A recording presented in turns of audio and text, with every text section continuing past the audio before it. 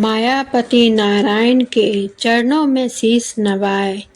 10वां अध्याय कार्तिक लिखूं नारायण राय। राजा पृथु बोले, हे ऋषि श्रेष्ठ नारद जी, आपको प्रणाम है।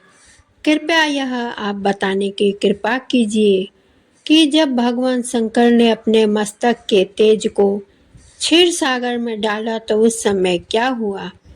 नारद जी बोले, हे राजन, जब भगवान शंकर ने अपना वह तेज क्षीर सागर में डाला तो उस समय वह शीघ्र ही बालक होकर सागर के संगम पर बैठकर संसार को भय देने वाला रुदन करने लगा।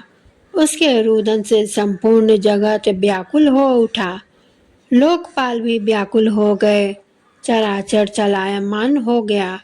शंकर सुवन के रुदन से संपूर्ण ब्रह्मांड व्याकुल हो गया।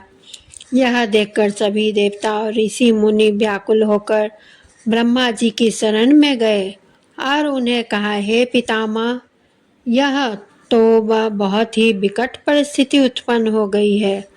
हे महायोगिन, इसको नष्ट कीजिए।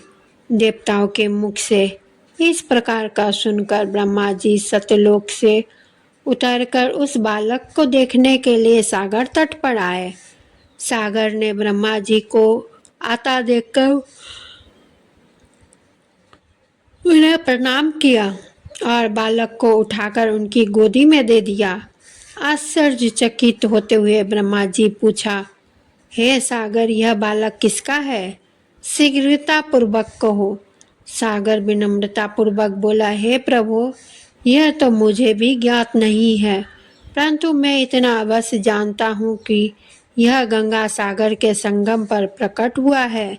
इसलिए हे जगत गुरु, आप इस बालक का जात कर्म आदि संस्कार करके इसका जातक फल बताइए।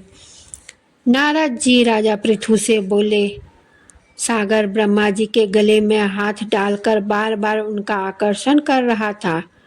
फिर तो उसने ब्रह्मा जी का गला इतनी जोर से पकड़ा कि उससे पीड़ित होकर ब्रह्मा जी की आंखों से अश्रु टपकने लगे। ब्रह्मा जी ने अपने दोनों हाथों का जोर लगाकर किसी प्रकार से सागर से अपना गला छुड़वाया और सागर से कहा, हे सागर, सुनो, मैं तुम्हारे इस पुत्र का जातक फल कहता हूँ। मेरे नेत्रों से जो यह जल निकला है, इसका नाम जलंधर होगा। उत्पन्न होते ही यह तरुणावस्था को प्राप्त हो गया है, इसलिए यह सब शास्त्रों का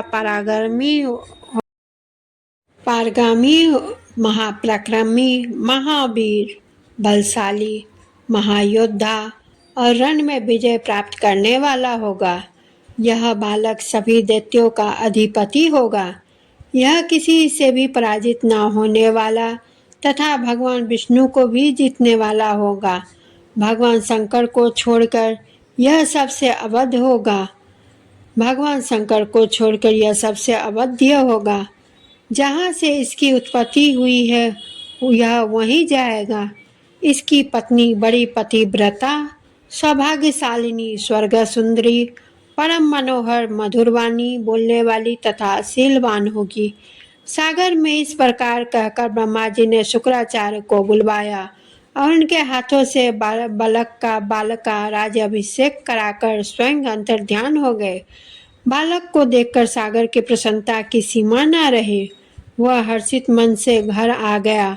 फिर सागर में उस बालक का लालन पालन कर उसे पुष्ट किया। फिर कालनेमी नामक असुर को बुलाकर वृंदा नामक कन्या से विधि पूर्वक उसका विवाह करा दिया।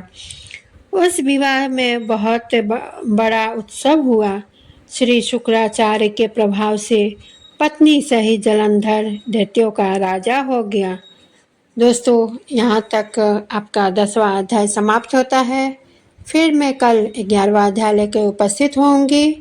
इसी के साथ मैं विदा लेती हूँ और इससे पहले आप लोगों को विनम्र निवेदन करना चाहती हूँ, मेरे वीडियो को ज़्यादा से ज़्यादा कमेंट करें, लाइक शेयर करें और चैनल को सब्सक्राइब करना ना भूलें, बेल आइकन दबाना भी ना भूलें। धन्यवाद।